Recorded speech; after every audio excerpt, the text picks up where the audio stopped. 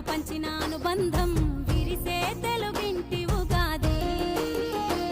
12 రాసులే పలికేను స్వాగతం, పలు రుచుల పచ్చడే అయ్యింది అమృతం. ఈ వేడుకెంతో అద్భుతం. కోయిల పాటల సంగీతం, కొమ్మారెమ్మల కోలాటం